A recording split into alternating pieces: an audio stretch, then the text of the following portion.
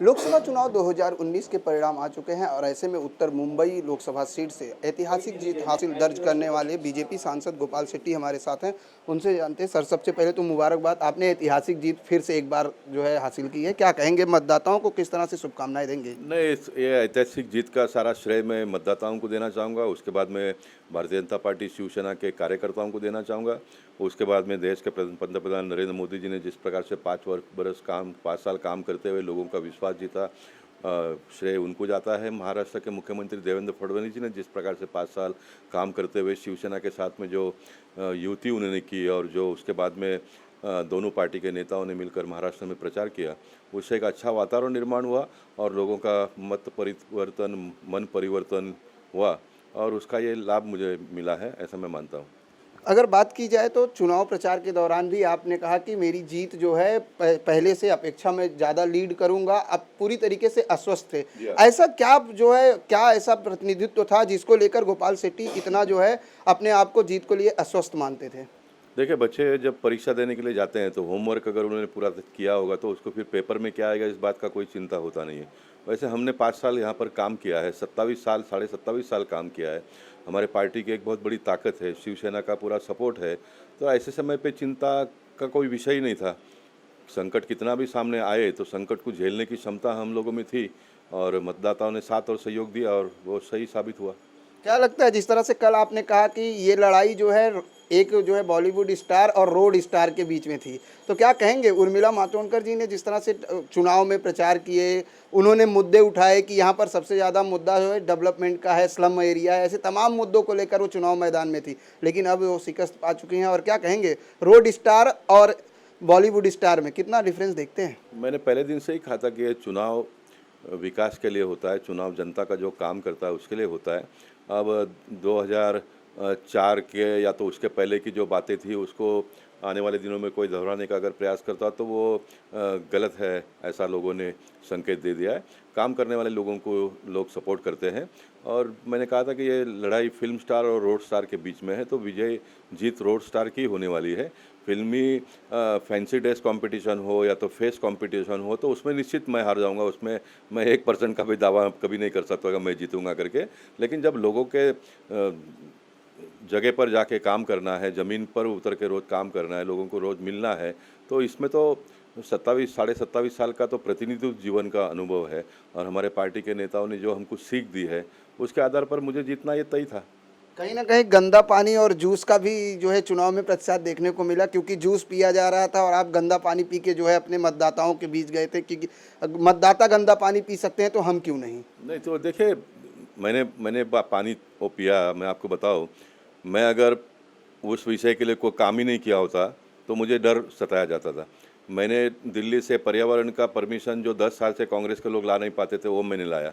वो लाने के बाद में कोई कॉन्ट्रैक्टर नहीं मिला माइक्रो टनलिंग करके काम करने का। हमने फिर ब्रिज बनाकर ऊपर से पाइपलाइन डालकर पानी लाने का प्रयास किया। 36 इंच का पानी पाइपलाइन में पानी लाने का हमने काम किया। वो पानी हमने जॉइंट किया और उसको लोगों को पानी मिले, इस प्रकार की सब व्यवस्था हुई। तो 70 साल के पहले की डाली हुई पाइप सब फूटने लग गए, क्योंकि पानी जो हमारा प्लानिंग था वो सक्सेस हो गया कि पानी बड़े प्रेशर में आने लग गया, तो सब पाइप फूटने लग गए। पाइप फूटने लगे तो ये सारे 70 साल के पहले का पाइप बदली करने के लिए 13 करोड़ रुपए का टेंडर हमने म्हाडा के माध्यम से पास करवा लिया। ये इतना सारा काम मैंने बहुत पीछे पड़कर उसको करवाया था, तो मेरे मन में कोई किसी चीज़ का डर नहीं था। अगर मैंने कोई प्रयत्न नहीं किया होता तो मुझे डर लगता था कि भाई मैंने काम नहीं किया है, और इसलिए मैंने पानी पी लिया। हमारे देश में संतों का उदाहरण है, मैं राजनीतिक संत हूँ। मीरा ने जहर पी लिया तो अमृत बन गया, तो मेरे लिए गंदा पानी भी बिस्लरी वाटर हो गया, तो मुझे कोई प्रॉब्लम आया नहीं है।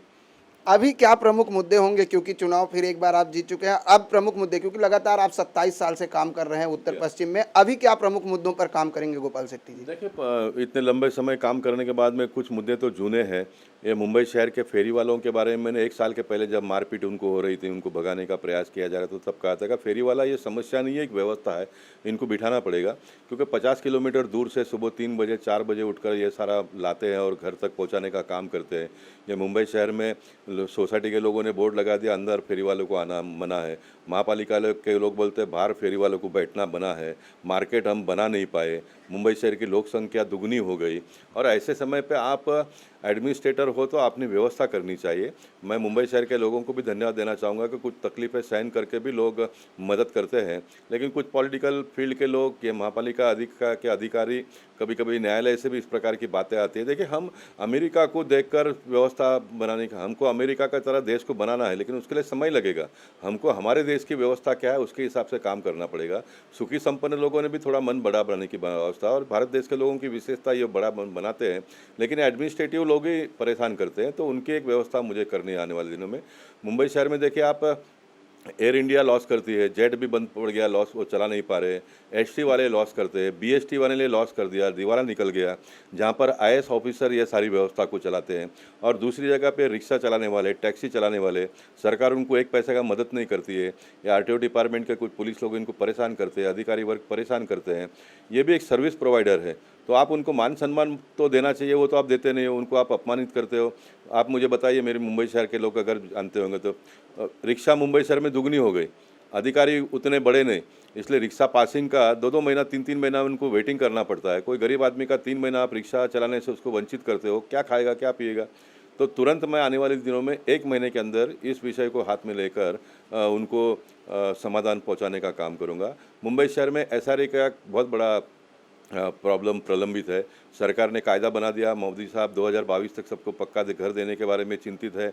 महाराष्ट्र के मुख्यमंत्री ने 2011 तक के लोगों को घर देने का जीआर निकाल दिया, लेकिन ज़मीन पर पॉलिटिकल पार्टी के लोग, महापालिका के अधिकारी, म्हाडा के अधिकारी, एसआरए के अधिकारी, ये सारे लोग मिलकर स्कीम को आगे बढ़ाते नहीं है। और कुछ बिल्डरों ने भी कुछ शरारत कर लिया है, एग्रीमेंट कर लिया लोगों को, और घर नहीं मिलता है।